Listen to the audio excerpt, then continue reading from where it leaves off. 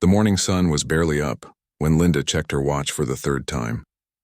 She had exactly 40 minutes to get herself and her son to the bus station. Their suitcase sat by the door, packed with just enough clothes for the weekend. Her sister's wedding was happening across the state, and there was no way she was going to miss it. Tommy. "Sweetheart, we need to go," she called out, trying to keep the stress out of her voice.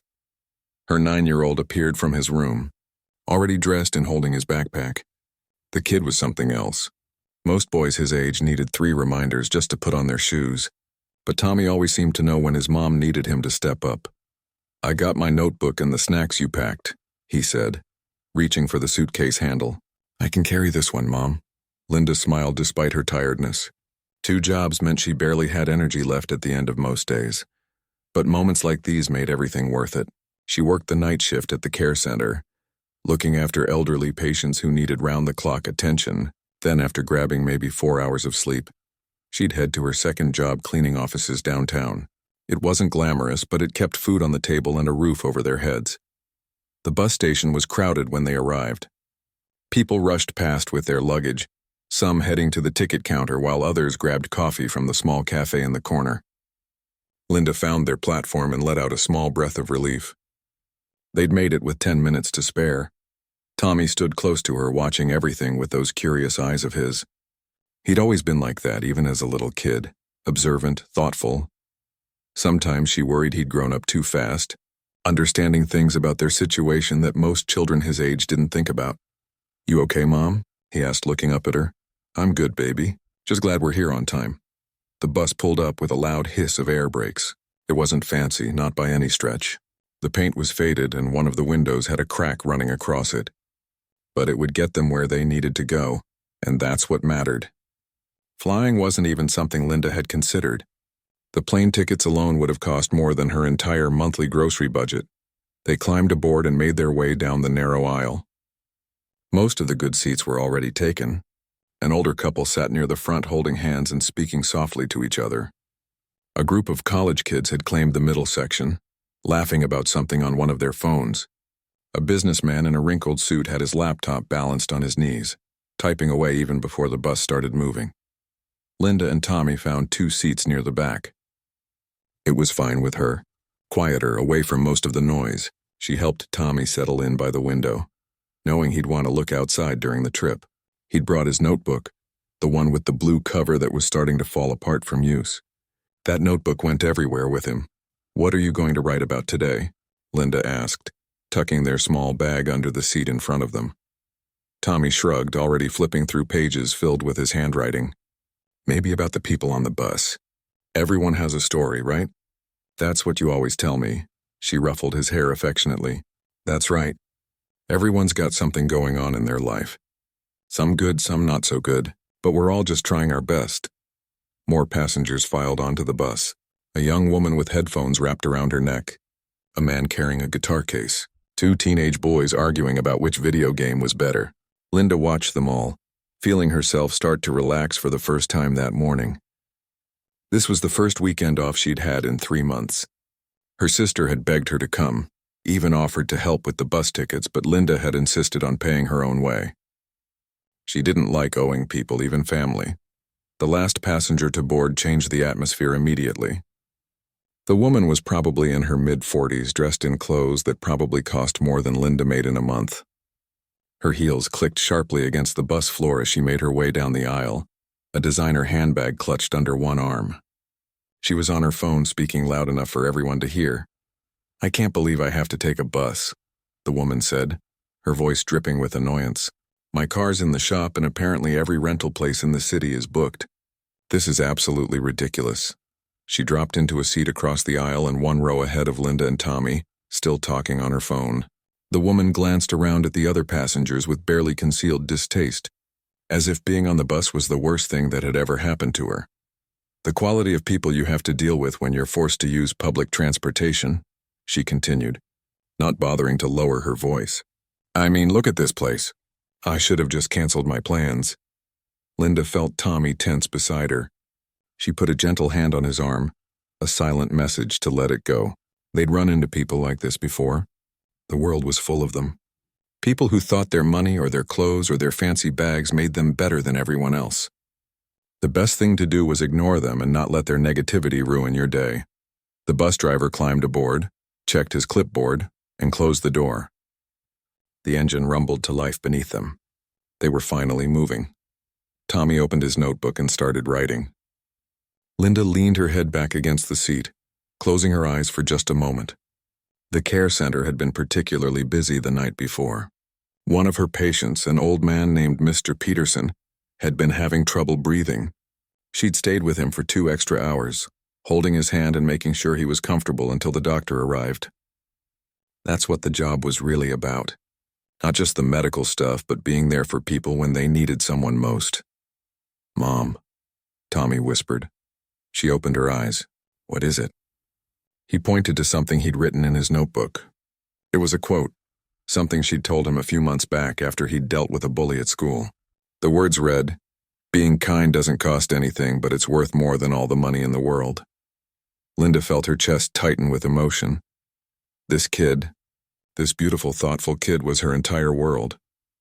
"You remembered that," she said softly. "I remember everything you tell me," Tommy replied, already turning to a fresh page.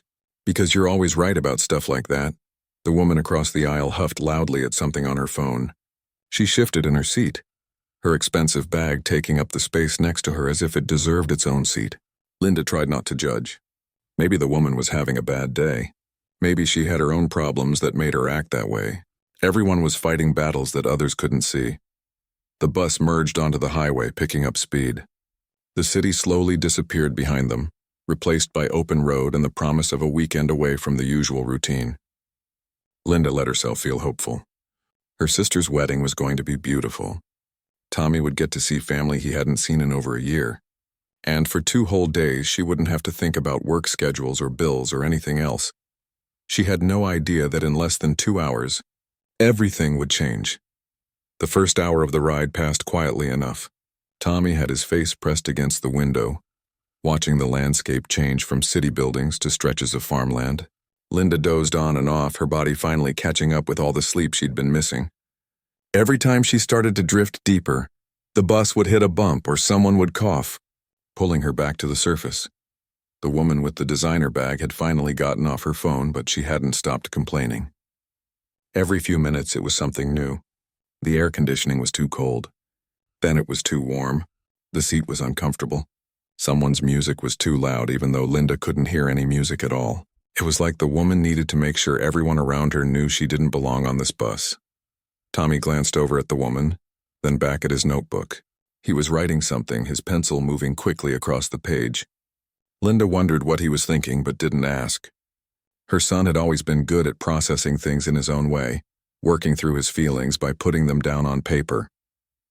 The bus pulled into a rest stop about 2 hours into the journey. Most people got off to stretch their legs or grab something from the vending machines. Linda stood up carefully, her back stiff from the uncomfortable seat. She reached up to the overhead compartment where she'd stored their bag with the snacks and Tommy's water bottle. That's when it happened. As she pulled the bag down, it brushed against something. The corner of the zipper caught on the handle of the designer bag that the woman had placed in the overhead space, even though she was sitting right there with plenty of room to keep it with her. The designer bag shifted slightly, tilting to one side. "Excuse me, what do you think you're doing?" The woman's voice cut through the low murmur of conversation on the bus. Linda turned, still holding her own bag. "I'm sorry, I was just getting my things." "You just hit my bag." The woman stood up, her face twisted with anger that seemed way out of proportion to what had actually happened. "Do you have any idea how much that cost?" "I really didn't mean to. It barely touched it and nothing fell or broke." Linda could feel her face getting hot. Other passengers were starting to look their way. The woman snatched her bag from the overhead compartment and inspected it like she was looking for damage on a car after an accident. "That's not the point. The point is you people need to be more careful. You clearly can't afford to replace something like this if you damage it. You people," those 2 words hung in the air like smoke. Linda felt something crack inside her chest. She dealt with a lot in her life. Working 2 jobs while raising a kid on her own wasn't easy. She'd faced judgment from people who thought they knew her story just by looking at her worn-out shoes or her thrift store jacket. but usually people had enough decency to keep their thoughts to themselves. I apologized, Linda said quietly, trying to keep her voice steady. It was an accident. Your bag is fine. Fine? You don't get it, do you? The woman stepped into the aisle, blocking Linda's path. This is exactly what happens when they let just anyone onto public transportation. No regard for other people's property. No class. No consideration. The businessman who'd been typing on his laptop looked up, frowning. The elderly couple near the front had turned around in their seats. Even the college kids had gone quiet, watching the scene unfold. Linda wanted to disappear. She wanted to melt into the floor of the bus and never have to face these people again. Her hands were shaking as she held onto their bag. She'd been so careful. She'd spent her whole life being careful, trying not to bother anyone, trying not to take up too much space in the world. I'm very sorry, she said again, her voice barely above a whisper. It won't happen again. She moved to sit back down, wanting nothing more than to end this awful moment. But Tommy was standing now, right there in the aisle between his mother and this woman who thought her expensive bag was more important than basic human decency. Don't talk to my mom like that, Tommy said. His voice wasn't loud, but it carried. Clear and steady, without a trace of the uncertainty you'd expect from a 9-year-old kid standing up to an adult. The woman looked down at him, surprise flashing across her face before it hardened into irritation. Excuse me? Maybe your mother should teach you not to interrupt adults when they're speaking. My mom didn't do anything wrong, Tommy continued. He wasn't backing down. Linda reached for his shoulder, wanting to pull him back to protect him from this woman's anger. But Tommy gently stepped forward just slightly, putting himself between his mother and the stranger. It was an accident, she said. Sorry. That should be enough. Tommy, it's okay, Linda tried to say, but her voice came out weak. No, Mom, it's not okay. Tommy looked up at the woman, and there was something in his eyes that Linda had never seen before. Not anger exactly, but something fierce and protective. You don't know anything about my mom. You don't know that she works all night taking care of sick people at the care center. You don't know that sometimes she doesn't sleep because she has to go straight to her other job cleaning offices, so we can have a place to live and food to eat. The woman opened her mouth to say something, but Tommy wasn't finished. You don't know that she saves up money for months just so we can do things like visit family. You don't know that she's the kindest person I've ever met, and she taught me that how you treat people says everything about who you are inside. The entire bus had gone completely silent. No one was looking at their phones. No one was talking. Every single person was watching this 9-year-old boy defend his mother with words that seemed too big, too wise for someone his age. The businessman slowly closed his laptop. One of the college kids had pulled out his phone, but not to look at it. He was holding it up, pointing it toward Tommy and the woman. Recording. Linda's eyes were filling with tears, but she couldn't tell if they were from embarrassment or pride or some mixture of both.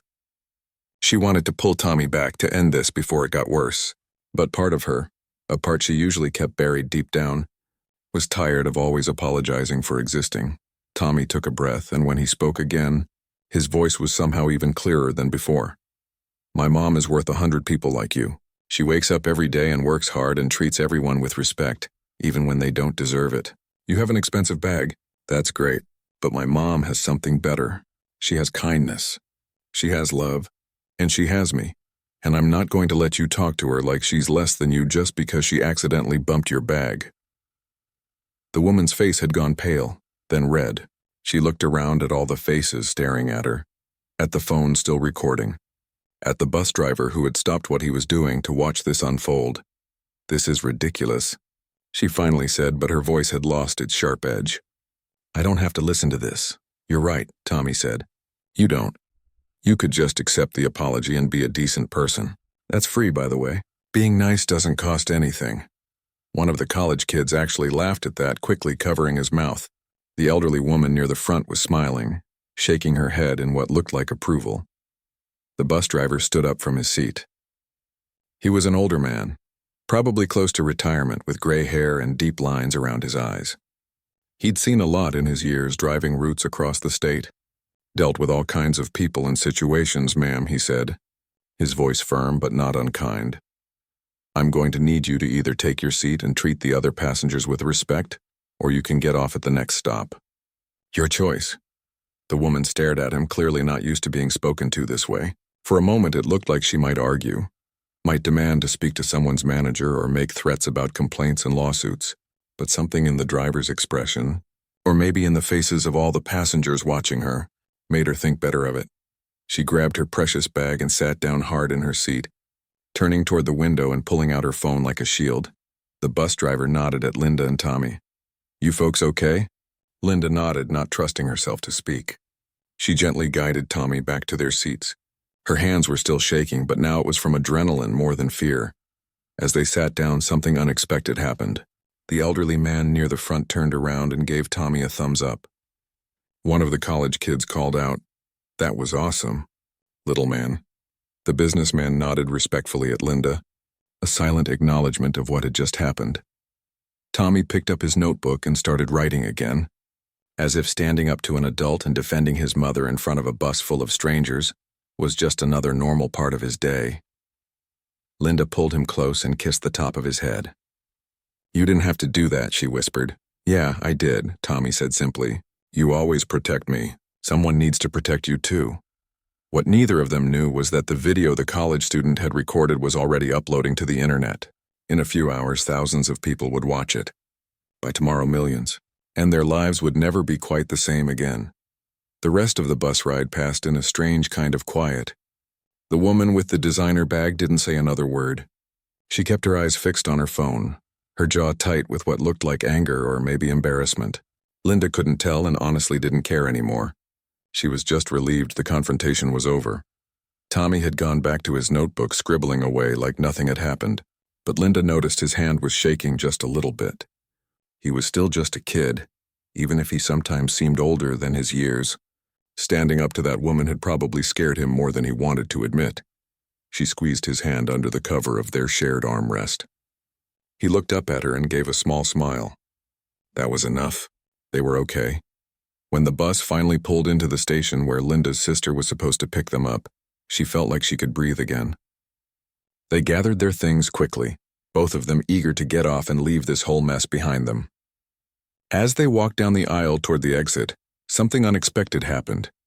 The elderly woman near the front reached out and gently touched Linda's arm. "You've raised a good boy there," she said, her eyes warm. "Don't ever forget that." Linda felt tears prick at her eyes again. "Thank you," she managed to say. The college kid who'd been recording gave Tommy a fist bump as they passed. "You're going to go far, kid." That was some real talk back there. Even the businessmen nodded at them with something like respect in his expression. They stepped off the bus into the late afternoon sun, and Linda spotted her sister Rachel waving from the parking lot. Rachel rushed over and wrapped both of them in a huge hug, talking a mile a minute about the wedding preparations and how glad she was they'd made it. Linda didn't mention what had happened on the bus. She just wanted to forget about it and enjoy the weekend. Tommy didn't bring it up either. They loaded into Rachel's car and headed to her house, where the rest of the family was gathering for the rehearsal dinner.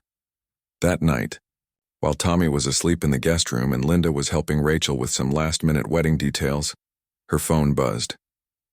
Then it buzzed again. And again. She picked it up, frowning at the screen.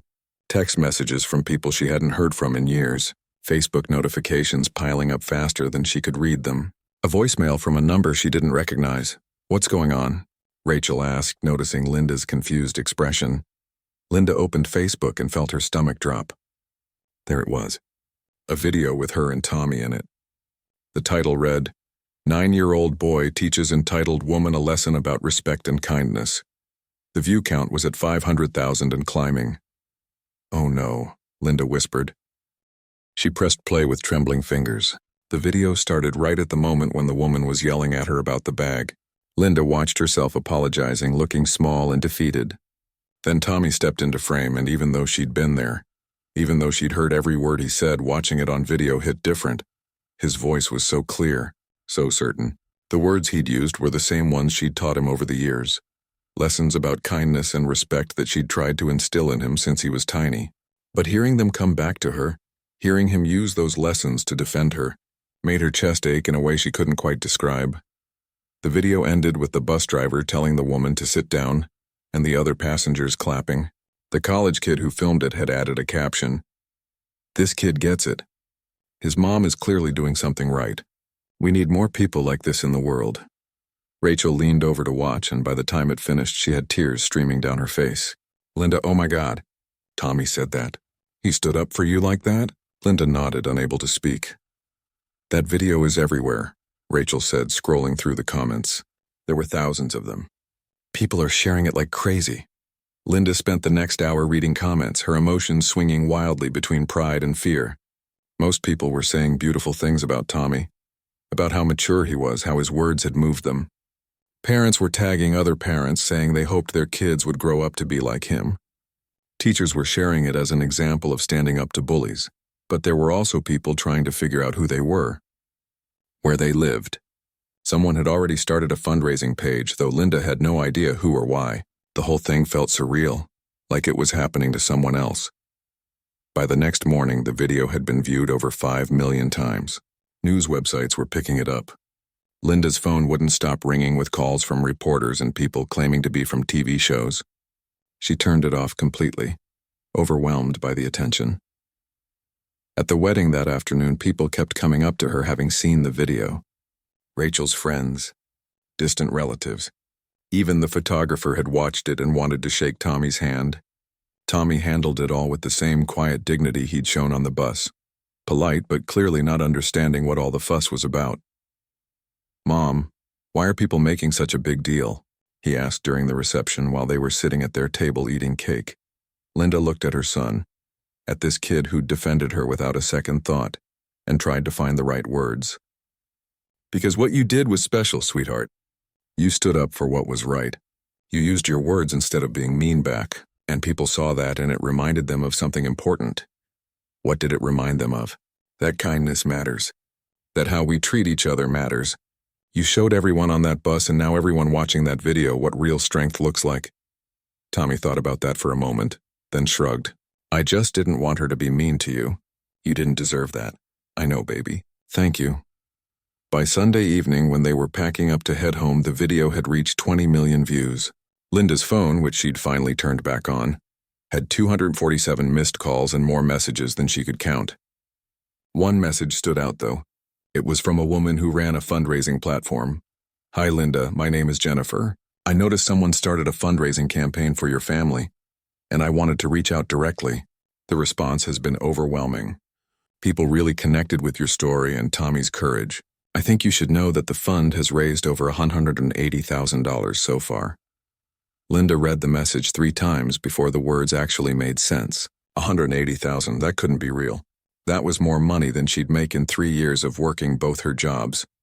She sat down heavily on the edge of the bed, her legs suddenly weak. Rachel found her there 10 minutes later, staring at her phone with tears running down her face. What's wrong? What happened? Linda just held up the phone, unable to form words. Rachel read the message and let out a sound that was half laugh, half sob. Oh my God, Linda, this is going to change everything for you, and she was right. But not just in the ways they expected. The bus ride home was on a different route, a different company. Linda had specifically chosen it to avoid any chance of running into that woman again.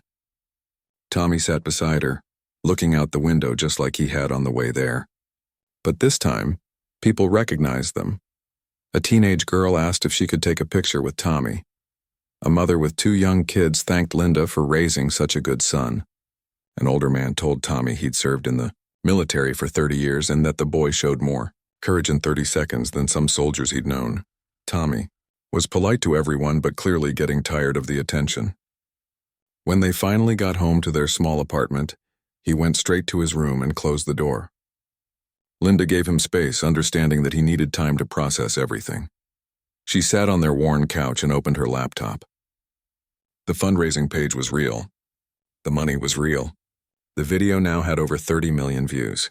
News articles were calling Tommy the voice of a generation and a lesson in dignity. One headline read, 9-year-old's viral defense of his mother sparks conversation about class, respect, and what we teach our children. There was also a message from a publishing company. They wanted to talk about a children's book, something about kindness and standing up for others. They thought Tommy's story could inspire kids everywhere. Linda felt dizzy with possibility.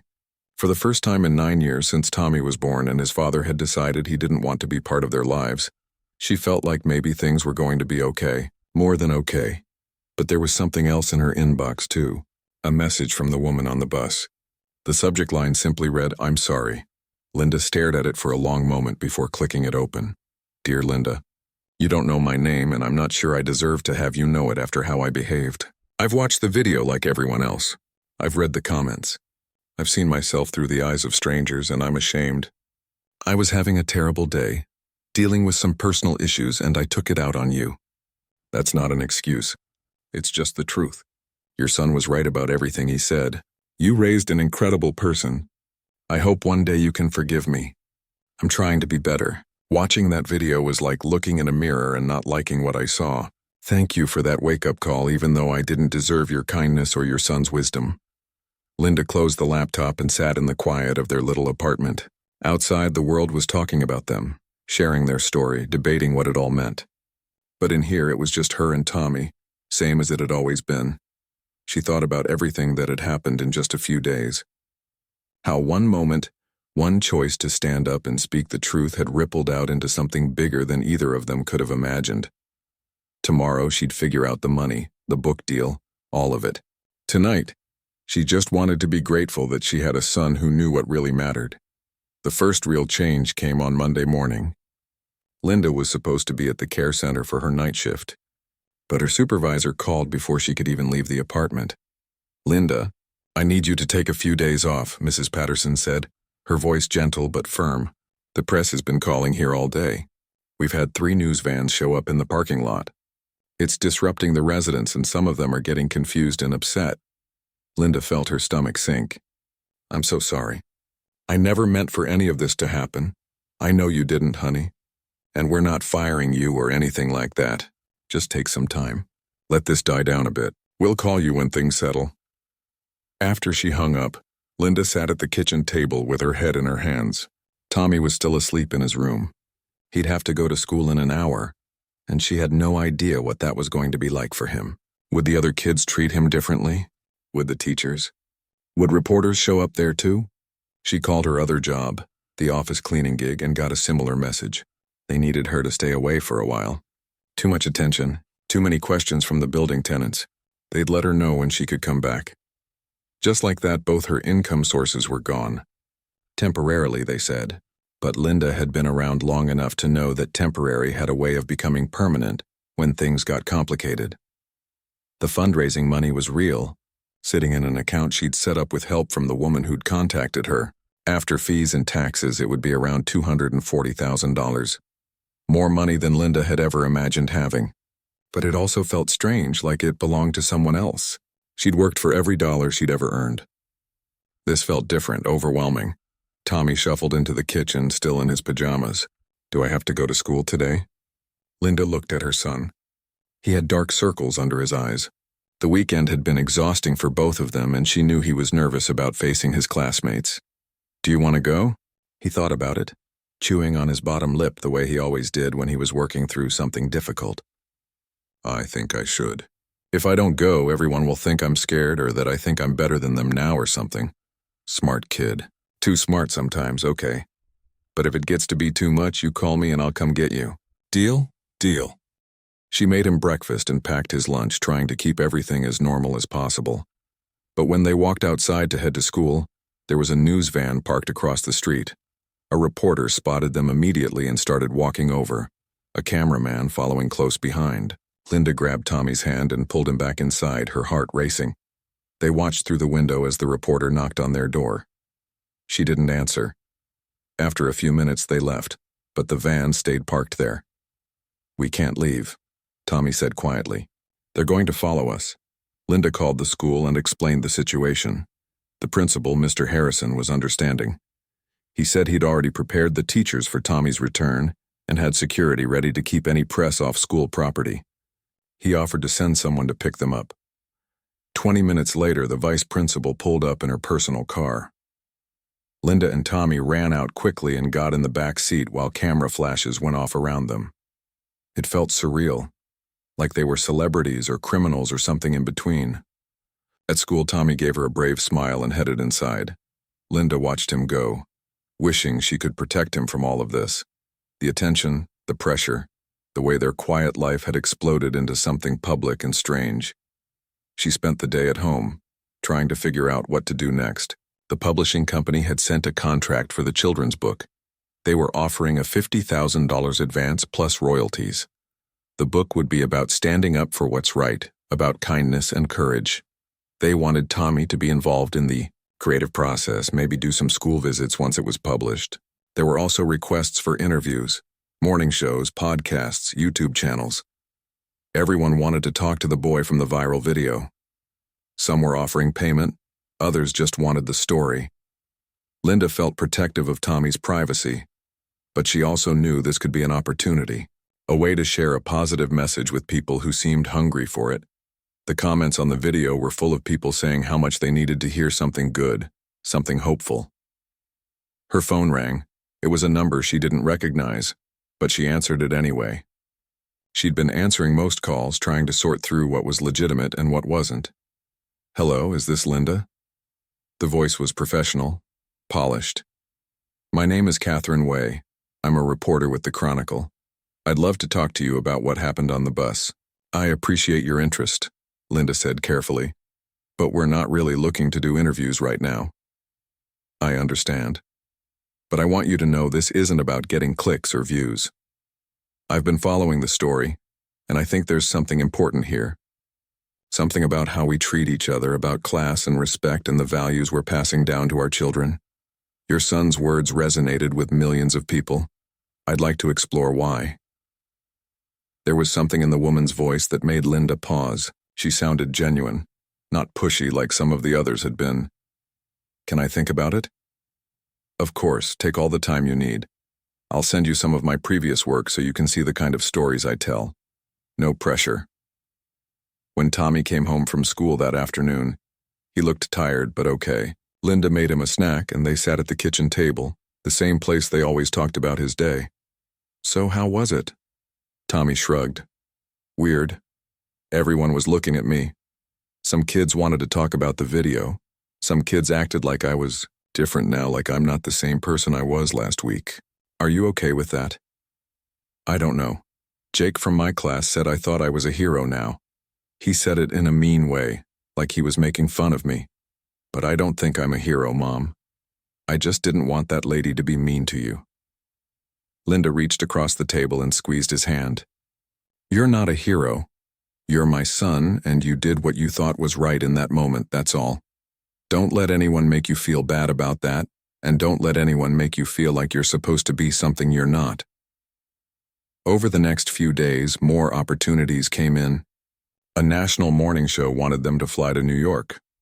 A documentary filmmaker wanted to follow their story for 6 months. A motivational speaking agency wanted to represent Tommy for school assemblies and corporate events.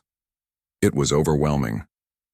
Linda had gone from struggling to pay rent to having more options than she knew what to do with. She started working with a lawyer, someone recommended by the fundraising platform, to help sort through everything. The woman from the bus, whose name turned out to be Diane Crawford, reached out again. This time she asked if she could meet in person to apologize directly. Linda wasn't sure at first. Part of her wanted to just move on and forget the whole thing, but another part of her thought maybe there was something to be learned from talking to her. They agreed to meet at a coffee shop in a quiet neighborhood, away from the press and the attention. Linda went alone, leaving Tommy with Rachel, who'd driven into town to help with everything. Diane was already there when Linda arrived, sitting at a corner table. She looked different than she had on the bus, smaller somehow, less intimidating. She stood up when Linda approached, and her eyes were red like she'd been crying. "Thank you for coming," Diane said. "I wasn't sure you would." They sat down, and for a moment, neither of them spoke. The coffee shop hummed with quiet conversation and the hiss of the espresso machine. "I've been thinking about what I should say," Diane finally began. "I've rehearsed it 100 times, but now that you're here, all those words seem inadequate." Linda didn't say anything, just waited. "I was going through a divorce," Diane continued. "I just found out my husband had been cheating on me for 2 years. I was angry at the world, at myself for not seeing it sooner. When my car broke down, and I had to take that bus, I felt like the universe was punishing me. making me deal with people in situations that I'd spent my whole life avoiding. She paused, wrapping her hands around her coffee cup. That doesn't excuse how I treated you. Nothing excuses that. But I want you to understand that I'm not usually that person. Except watching that video, seeing myself through everyone else's eyes, I realized maybe I am that person. Maybe I've been that person for a long time and just didn't want to see it. Why are you telling me this? Linda asked. Because your son was right about all of it. I've spent my whole life thinking that having money, having nice things, somehow made me better than other people. But you work 2 jobs taking care of people and raising an incredible kid. What have I done? I've bought expensive bags and complained when things weren't perfect. I've looked down on people who were actually living with more dignity and purpose than I ever have. Linda studied the woman across from her. She could see the sincerity in her eyes, the genuine remorse. It would be easy to stay angry, to hold onto what happened as proof that some people never change. But Tommy's words kept echoing in her mind. How you treat people says everything about who you are. I forgive you, Linda said quietly. Diane looked up, surprised. Just like that? Just like that. Holding on to anger doesn't help anyone. You made a mistake. You apologized. You're trying to be better. That's all any of us can do. Diane wiped at her eyes. Your son is lucky to have you as a mother. I'm lucky to have him as a son. They talked for another hour. Diane shared more about her life, about the wake-up call the video had been. She'd started volunteering at a homeless shelter, trying to learn how to see people as people, not as categories or classes. She'd reached out to her own adult daughter, who she'd been distant from, trying to rebuild that relationship. When Linda left the coffee shop, she felt lighter somehow. She'd gone in expecting to feel angry or vindicated, but instead she just felt hopeful. People could change. People could learn. That was worth something. That evening, she sat Tommy down and told him about meeting Diane. She wanted him to know that his words hadn't just gone viral on the internet. They'd actually changed someone's life in a real, tangible way. Tommy listened, then nodded slowly. Does that mean we did something good? Yeah, baby. I think it does. So what do we do now? Linda looked at her son, at this thoughtful, compassionate kid who'd somehow become the center of a national conversation. She thought about the money in the bank, the book deal, all the opportunities spreading out before them like a map of a future she'd never dared to imagine. Now, she said, we figure out how to use this chance we've been given, how to help other people and still be ourselves. How to stay grounded when everything around us is changing. Think you're up for that? Tommy smiled. As long as we do it together. Always together, Linda promised. 6 months had passed since that day on the bus, and Linda still sometimes had to pinch herself to believe how much had changed. She stood in the doorway of their new apartment, watching Tommy do his homework at the kitchen table. It was bigger than their old place, with 2 real bedrooms and windows that let in actual sunlight. Nothing fancy, but it was theirs. Paid for, with money they didn't have to scrape together month by month. The best part, though, wasn't the apartment. It was the time. Linda had quit the overnight job at the care center. She'd wanted to stay, had even gone back for a few weeks once the media attention died down. But Mrs. Patterson had pulled her aside one day and said something that stuck with her. Linda, you've been taking care of other people for years. Maybe it's time to take care of yourself and that boy of yours. You've been given a chance that most people never get. Don't waste it trying to prove you're the same person you were before. You are the same person. You're just in a different situation now. So Linda had enrolled in a nursing program at the community college. She'd always wanted to be a registered nurse, not just an assistant. But it had never been possible before. Too expensive, too time-consuming. Too much of a risk when she had Tommy depending on her. Now, 3 nights a week, she sat in a classroom learning pharmacology and patient care, while Tommy did his homework in the college library, both of them working toward their futures side by side. The fundraising money had been managed carefully. Linda had put most of it in savings and investment accounts, determined not to blow through it like she'd heard so many lottery winners did. She'd read somewhere that sudden money could ruin people's lives if they weren't careful. She wasn't going to let that happen. They'd also used some of it to help others. That had been Tommy's idea, actually. "Mom, we have enough now," he'd said one night about a month after everything happened. "More than enough. Shouldn't we share it with people who need it like we used to need it?" They'd started small. Anonymous donations to families at Tommy's school who were struggling. A contribution to the food bank Linda had used during their hardest months. Money for the care center to buy new equipment. Each time they helped someone, Linda felt like they were honoring the kindness that strangers had shown them. The book had been published 3 weeks ago. Words That Matter, a story about standing up and speaking out. Featured Tommy's words from that day on the bus, along with illustrations and additional stories about kindness and courage. Tommy had worked with the author and illustrator, sharing his thoughts and making sure the message felt true to what he actually believed. The launch had been bigger than either of them expected. The book hit the bestseller list in its first week. Schools were ordering it for their libraries.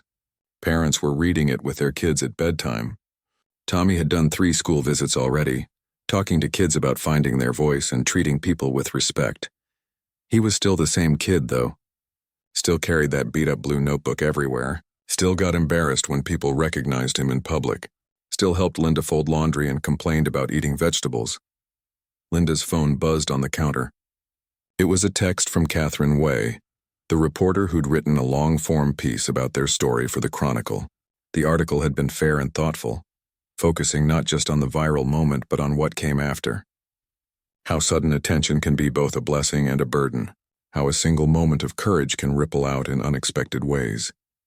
Catherine had become something like a friend over the months, checking in occasionally to see how they were doing. Her text read, "Saw the book hit #1 on the children's list. Congratulations. You two are doing amazing things. Coffee soon?" Linda smiled and texted back, "Definitely. Tommy wants to know if you'll come to his birthday party next month." Another buzz, this time an email. Linda opened it and felt her breath catch. It was from the care center, but not from Mrs. Patterson. It was from Mr. Peterson, the elderly patient she'd spent that extra time with on her last shift before the video went viral. "Dear Linda, my granddaughter helped me set up this email so I could write to you. I heard about everything that happened, saw the video like everyone else. I wasn't surprised one bit that your boy spoke up like that. You've always had a way of teaching by example, treating everyone with dignity even when you were exhausted and spread too thin. I wanted you to know that you made a difference in my life during those long nights when I couldn't breathe right and was scared. You held my hand and talked to me like I mattered. That's the same thing your son did for you on that bus. He learned it from watching you. I'm proud of both of you. Keep being the good people you are. The world needs more of that. Your friend Howard Peterson." Linda had to set the phone down and wipe her eyes. She hadn't realized how much she needed to hear that. In all the chaos of viral videos and book deals and news interviews, it was easy to forget the simple truth. She'd just been doing her best, the same way she always had. Tommy looked up from his homework. "You okay, Mom?" "Yeah, baby. Just got a really nice message from someone I used to take care of at work. The old guy who told those stories about the war." "That's the one," Tommy grinned. "He was cool. You should invite him to my birthday party, too." "I think I will." Later that evening, after Tommy had gone to bed, Linda sat at the kitchen table with her laptop. She'd been thinking about something for a while now, something she hadn't told anyone yet. The nursing program was going well, and she'd be done in a 1.5 years. But she'd been thinking bigger, about what came after. She opened a blank document and started typing. Proposal for the Linda and Tommy Foundation. Mission: to provide financial assistance and support to single parents pursuing education and career advancement. To help families who are working hard but can't quite make ends meet. To remind people that everyone deserves dignity and respect, regardless of their circumstances. It was ambitious, maybe too ambitious, but the book royalties were coming in steadily. She had the fundraising money carefully invested, and she'd learned something important over the past 6 months. People wanted to help. They wanted to be part of something good. The response to their story had shown her that maybe they could take all of this attention, all of this unexpected opportunity, and turn it into something that lasted, something that helped other families like theirs. She worked on the proposal until late into the night, her coffee going cold in the cup beside her. She outlined programs for childcare assistance, rent support, educational grants. She thought about all the times she'd felt alone, scared that one unexpected expense would topple their whole fragile existence. What if there had been a safety net? What if someone had been there to catch her? The next morning, Tommy found her still at the kitchen table, surrounded by papers and notes. "Did you sleep?" he asked, concerned. "A little. Come here, I want to show you something." He climbed into the chair next to her and she explained her idea for the foundation. His eyes got wider as she talked, and when she finished, he was quiet for a moment. "So we'd help other families like us?" "Like we used to be," Linda corrected. "Yeah. I think that's awesome, Mom. Can I help?" "Of course you can help. This is our thing, remember? We do everything together." Tommy hugged her tight, and Linda felt a wave of gratitude so strong it almost knocked her over. This kid, this beautiful, thoughtful kid, had changed both their lives by refusing to let someone treat his mother badly, and now they were going to use that moment to help others. 3 months later, the Linda and Tommy Foundation officially launched. Diane Crawford, the woman from the bus, was one of the first major donors. She'd taken her own transformation seriously, using her resources and connections to help get the foundation off the ground. "I can't undo what I did," she'd told Linda at the launch party, "but maybe I can help make sure other people don't make the same mistakes. That they don't judge people based on circumstances. That they remember everyone has a story." The foundation started small, helping 5 families in their first month, then 10, then 20. Each family received not just money but mentorship, connections to resources, and the message that they weren't alone. That someone saw them and valued them and wanted to help. Tommy turned 10 with a party that included Mr. Peterson, Catherine the reporter, Diane, Rachel, and her new husband, and a bunch of kids from school who'd stuck by him through all the craziness. There was cake and games and laughter, and for a few hours, it felt like they were just a normal family celebrating a normal birthday. But as Linda watched Tommy blow out his candles, she knew they'd never really be normal again. And maybe that was okay. Maybe normal wasn't the goal. Maybe the goal was to use whatever life gave you, good or bad, to make things better for someone else. Later, after everyone had gone home and Tommy was in bed, Linda stood in the doorway of his room watching him sleep. His blue notebook sat on the nightstand, filled with new stories and observations. On top of it was a thank you card from one of the families the foundation had helped, a single mother with 2 kids who'd been about to lose her apartment until they stepped in. "You saved us," the card read. "Not just with money, but by reminding us that people care, that we matter. Thank you for seeing us." Linda picked up the card and read it again, thinking about that day on the bus. How scared she'd been. How small she'd felt. How her 9-year-old son had found the courage to speak up when she couldn't. One moment. That's all it had taken. One moment of refusing to accept cruelty as normal. One moment of defending someone you love. One moment of speaking truth even when your voice shakes. And from that one moment, ripples. Endless ripples spreading out in directions they couldn't have predicted. Lives changed. Hearts opened. A video that reached millions. A book that taught thousands of children about courage. A foundation that would help hundreds of families. She walked back to the kitchen and opened her laptop one more time. She had a nursing exam to study for, foundation paperwork to review, and a life that was fuller and more purposeful than she'd ever imagined possible. But first, she opened a new document and started to write. Not a proposal this time, but a letter to Tommy. Something he could read when he was older and understand the full weight of what his words had meant. "Dear Tommy," she typed, "on the day you stood up for me on that bus, you taught me something I'd forgotten. You reminded me that our voices matter, that speaking up for what's right is always worth it, even when it's scary, especially when it's scary. You showed me that the values we try to teach our children aren't just words. They're actions.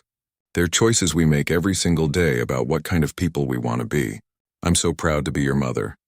Not because of the book or the foundation or any of the things that came after, but because you're kind, because you're brave. Because when the world needed someone to stand up and say that kindness matters, you were there. Thank you for protecting me that day.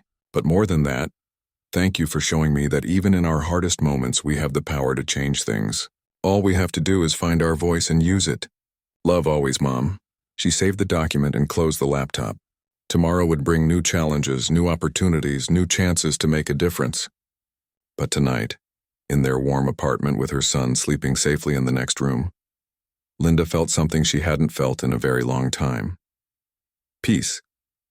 And the quiet certainty that everything was going to be okay.